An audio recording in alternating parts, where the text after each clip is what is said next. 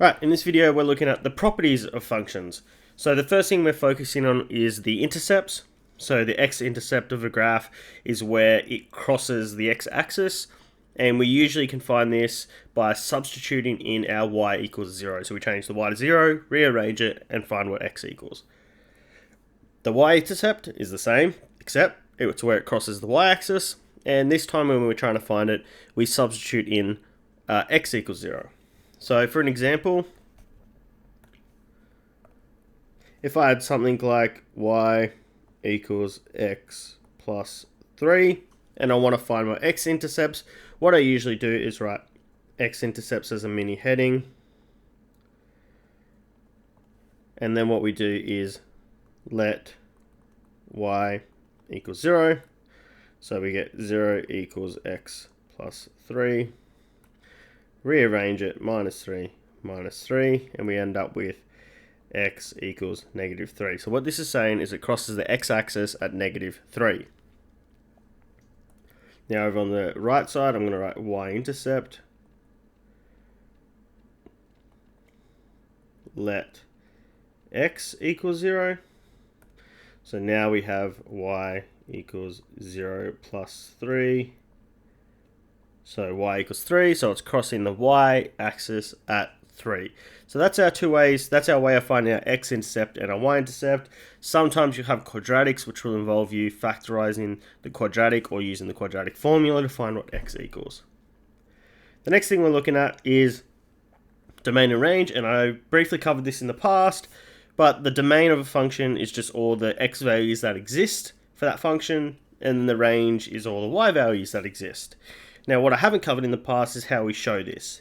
So below you can see different styles of brackets with A and B. Now, if you have your square brackets, so if we have something like this, what this is telling us, it's going from A to B, and it's including those numbers. So if I did this on like a number plane, for example, and I had 1 and 4, it would look like we have 1, 2, 3, 4.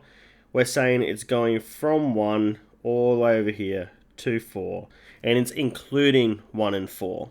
Now, if you have curved brackets, it's meaning it's excluding those numbers. So if I had 1, 4 here, with the curve, and we had the same thing, I'm just going to do it down the bottom here, it would go like that, because we're saying it's from 1 to 4, but it doesn't include 1 and it doesn't include 4. Now, you may see interchangeable things, like sometimes you'll have a square here and then you'll have a curve. So 1, 2, 3, 4 here, and if I do another one down here with 1, 2, 3, 4, we'd have a solid one here going over here to a hollow. Now remember, we're using a number line here, which is just one set of values, but most of the time we're talking about a function that goes in the y and the x direction. Now in the past you've also seen me use infinity. We use the terms negative infinity and infinity because it can go all the way on in the negative direction forever and all the way in the positive direction forever. The next thing we're going to look at is increasing and decreasing graphs. So if a graph is increasing, y increases as x increases. Well, the simple way to remember it is the graph is moving upwards from left to right. So if I had something like this, and then I had a graph going in this direction, as you can see, as I'm going to the right, it's going up. It's increasing as I'm going from left to right. And the same thing down here, if we have a graph that's decreasing, y decreases as x gets bigger, so the graph is moving downwards from left to right. So again, we have some sort of graph here. As you can see, as my x is getting bigger, as we're going from left to right, it's actually going down this time, so it's decreasing. Next, we're going to look at even functions. So a function can be even or odd. We say it's even if we have fx equals f negative x. So if I replace x with all negative values for x, it should be still the same as if it was positive. So what I mean by that is, if I had something like fx equals x squared plus 2, okay? I now want to test if that's even. So what I do is show f negative x. Okay, so what I'm going to do is I replace all my x's with negative x, like that. And you'll notice that, remember, if we're squaring something, we always end up with a positive outcome. So negative x squared actually ends up being x squared plus 2, which, if you have a look, this is the same as this here. So we can write that this equals fx. All right.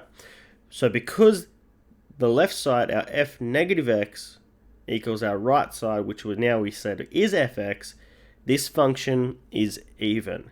Now, it's important to note this usually happens if your powers are even.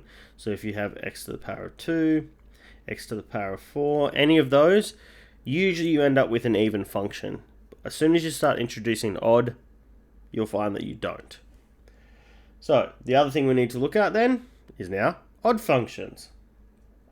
So let's say I had, well, before I tell you what I have and do the example, I'm going to say if we have f negative x, and that equals the same as if I had the negative outside of the original function, then we have an odd. That might seem to a hard concept to understand in your head without seeing something. So what I'm going to do is I'm actually going to show you. So here we have fx equals x to the power of 3 minus x.